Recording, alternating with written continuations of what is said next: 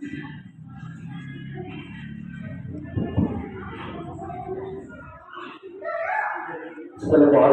warahmatullahi wabarakatuh. Waalaikumsalam warahmatullahi wabarakatuh.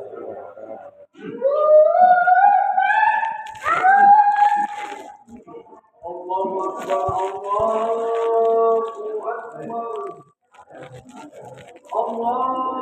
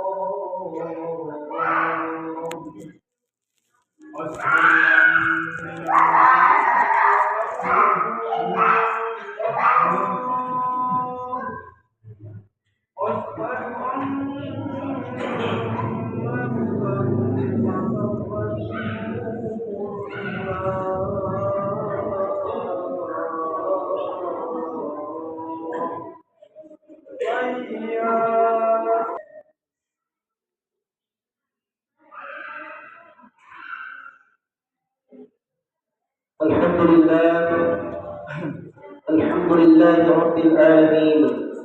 Wassalatu wassalamu ala Rasulillah wa ala alihi wa sahbihi wa mawala. Ashhadu an la ilaha illallah wa ashhadu anna Muhammadan abduhu wa rasuluh. Wa safiyuhu min bayni khalqi wa khaliluhu sallallahu alaihi wasallam. Ya ayyuhan nas usikum wa iyaya bittaqwa wa qad faza al-muttaqun. Qala Allah Ta'ala fi kitabihil karim, A'udzu billahi minasy syaithanir rajim. Bismillahirrahmanir rahim. Wa id qulna lil malaikati isjudu li adama fasajadu illa iblis aba wastakbara wa kana minal kafirin. Ma'asyiral muslimin yang sangat dirahmati oleh Allah Subhanahu wa taala. Segala bentuk syukur itu hanya milik Allah Jalla Jalaluhu. Allahumma lakal hamdu kulluhu wa lakal syukru kulluhu. Dialah zat yang menciptakan kita, menghidupkan kita, dan yang kelak akan mewafatkan kita. Manifestasi syukur tertinggi itu terletak pada kerendahan hati yang tak berbelah. Bagi mereka yang betul-betul istiqomah mengakui Allah sebagai satu-satunya zat yang layak disembah dan ditaati. Wala tamutunna illa wa antum muslimun. Dan janganlah engkau mati, janganlah kita mati, melainkan dalam keadaan bertauhid kepada Allah Subhanahu wa taala, melainkan dalam keadaan beragama Islam. Ketika seorang muazzin melambangkan azan, hayya 'alas shalah, maka kita wajib menjawabnya, wala haula wala quwwata illa billah. Kenapa? Ini sebagai bukti bahwa betapa lemahnya kita, sehingga pemenuhan panggilan salat pun itu merupakan nikmat dari Allah Subhanahu wa taala.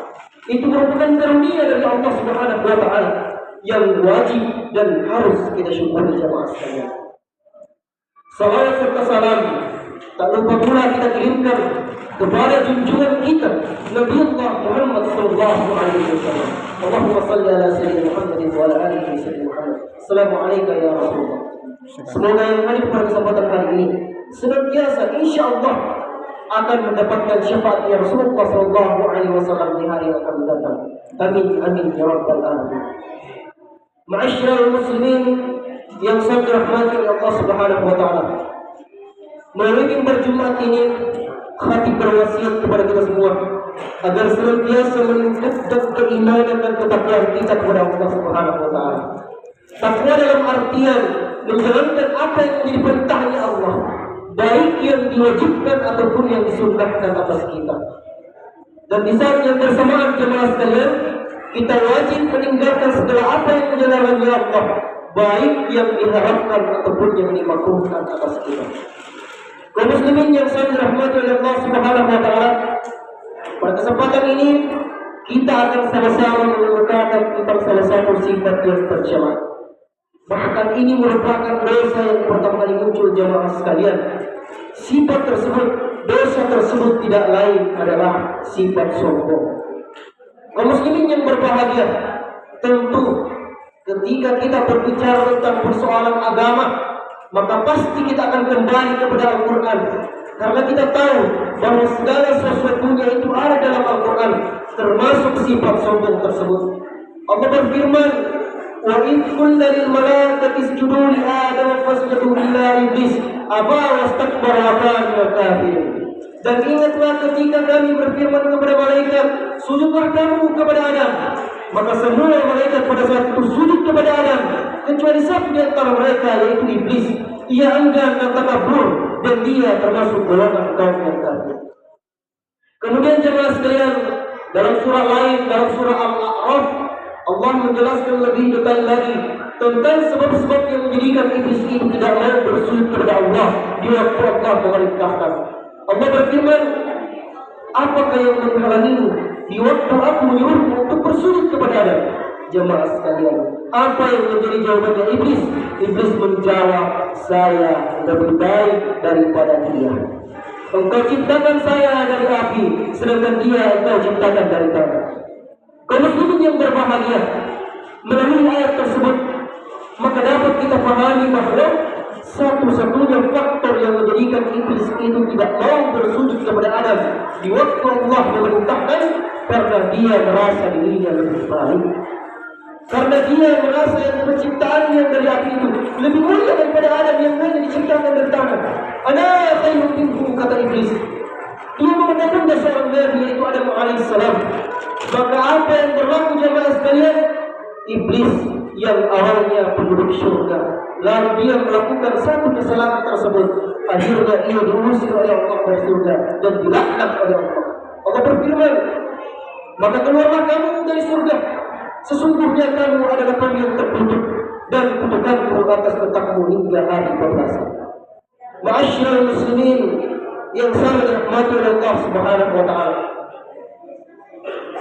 dari peristiwa-peristiwa tersebut maka kita memahami, dapat kita pahami jemaah sekalian, bahwa sombong adalah warisan daripada iblis laknatullah alaih.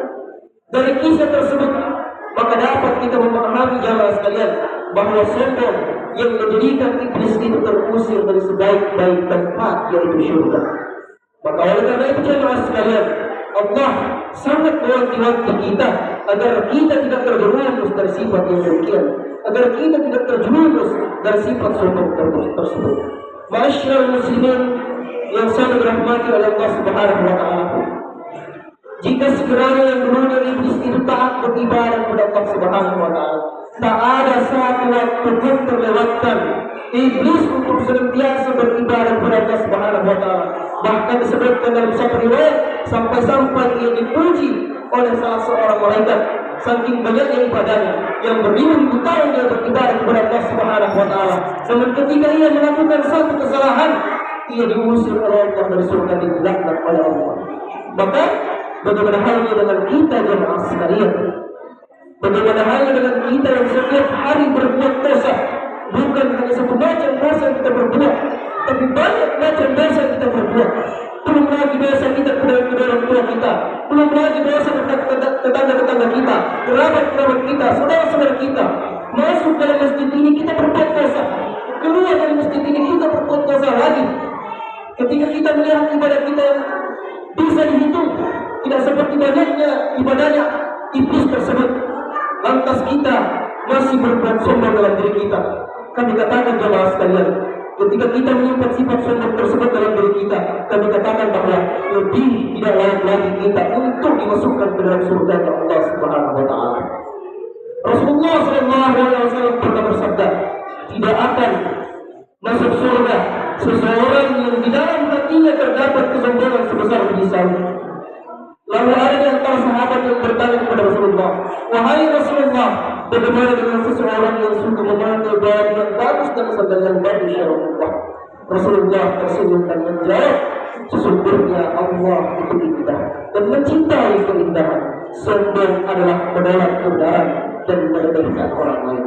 Jadi jemaah sekalian, Jika sekiranya di antara kita yang sudah menggunakan pakaian-pakaian yang indah untuk beribadah, maka silahkan jemaah sekalian. Karena ketahuilah bahwa Allah itu indah dan mencintai kita. Maka kita niatkan kita menggunakan pakaian ini hanya untuk mendapatkan cinta Allah. Karena Allah itu indah, mencintai yang namanya kita. Kaum muslimin yang sangat dirahmati oleh Allah Subhanahu wa taala. Jadi ada dua bentuk kesombongan. Yang pertama adalah menolak kebenaran. Ini sangat berbahaya sekali jemaah sekalian. Kalau kita lihat zaman yang sekarang ini, banyak sekali orang-orang yang hebat, banyak sekali orang-orang yang mampu menghafalkan hadis, ribuan hadis jemaah sekalian, beserta dengan tafsirnya sekalian. Al-Quran dia hafal beserta dengan tafsirnya sekalian jemaah sekalian. Namun ketahuilah ada salah di antara mereka yang tidak bertanggung jawab tentang hal itu. Mereka mencoba mentafsirkan Al-Quran jauh dari makna Al-Quran itu sendiri. Mengapa hal itu terjadi demikian? Karena dia tidak sepakat tentang pendapatnya Allah. Karena ada kepentingan politik di dalamnya. Sehingga ia mencoba mentafsirkan Al-Quran dengan menggunakan untayan kata-kata yang indah, sehingga mudah diterima oleh masyarakat. Padahal itu adalah perbuatan yang sangat dilaknat oleh Allah Subhanahu wa taala. Maka apa yang mesti kita lakukan jemaah sekalian? Di zaman yang sekarang ini kita perlu berhati-hati untuk menuntut ilmu agama. Kita perlu melihat siapa yang menyampaikan ilmu agama tersebut. Karena jangan sampai kita menganggap itu yang benar, tapi justru mengarahkan kita kepada hal yang sangat dilaknat oleh Allah Subhanahu wa taala. Bahkan perbanyaklah berdoa kepada Allah agar kita dijauhkan dengan orang-orang yang demikian. Kaum muslimin yang sangat dirahmati oleh Allah. Kemudian yang terakhir, sifat sombong yang kedua adalah merasa dirinya paling sempurna, wujud terhadap dirinya sendiri. Karena mungkin di luar sana dia punya jabatan yang tinggi, sehingga dia merasa yang paling terhormat di antara orang-orang yang ada di sekelilingnya. Atau mungkin dia punya pendidikan ilmu yang tinggi, sehingga dia merasa yang paling pintar di antara orang-orang yang ada di sekelilingnya. Atau mungkin dia punya ilmu agama yang tinggi, sehingga ia merasa yang paling suci di antara orang-orang yang ada di sekelilingnya. Atau mungkin ibadahnya tak pernah putus, sholat 5 waktu senantiasa dikerjakan, sampai-sampai dia mengerjakan sunnah juga.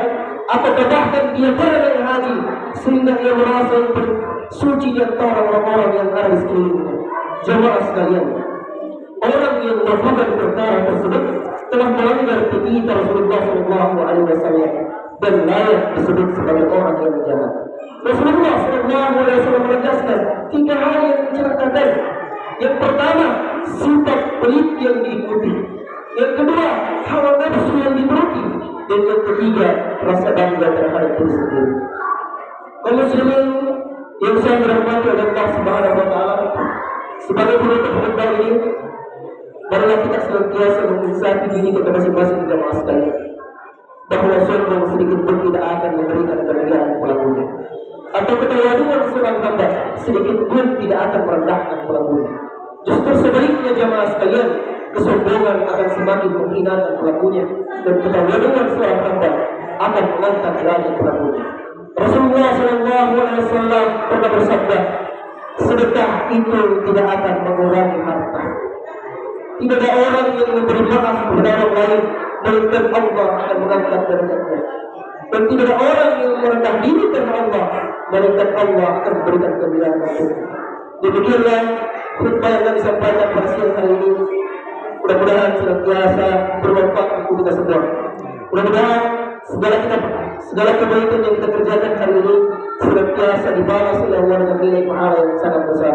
Baik itu pahala-pahala yang telah kita kerjakan, betul-betul lagi pahala-pahala yang insya Allah kita kerjakan di hari-hari yang akan mendatang. Mudah-mudahan Allah senantiasa menambahkan nilai pahala yang sangat besar lebih daripada usaha kita sendiri. Amin amin ya rabbal alamin. Barakallahu li wa lakum fil Qur'anil azim wa nafa'ani wa iyyakum bima fihi min al-ayati wa dhikril hakim. Aqulu qawli hadza wa astaghfiru innahu huwal ghafurur rahim.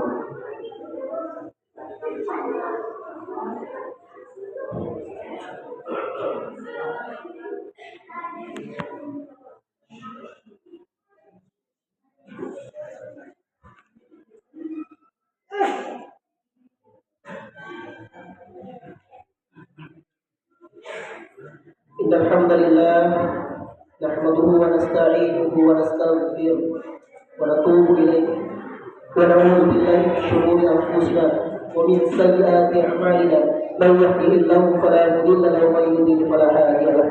أشهد أن لا إله إلا الله وأشهد أن محمدا عبده ورسوله. أما بعد فيا عباد الله اتقوا الله حق تقاته ولا تموتن إلا وأنتم مسلمون. قال الله تعالى في كتابه الكريم: أعوذ بالله من الشيطان الرجيم، بسم الله الرحمن الرحيم. إن الله وملائكته يصلون على النبي يا أيها الذين آمنوا صلوا عليه وسلموا تسليما. اللهم صل على محمد وعلى آل محمد كما صليت على إبراهيم وعلى آل إبراهيم وبارك على محمد وعلى آل محمد كما باركت على إبراهيم وعلى آل إبراهيم في العالمين إنك حميد مجيد. اللهم اغفر للمسلمين والمسلمات والمؤمنين والمؤمنات الأحياء منهم والأموات إنك سميع قريب مجيب دعوات وقاضي الحاجة.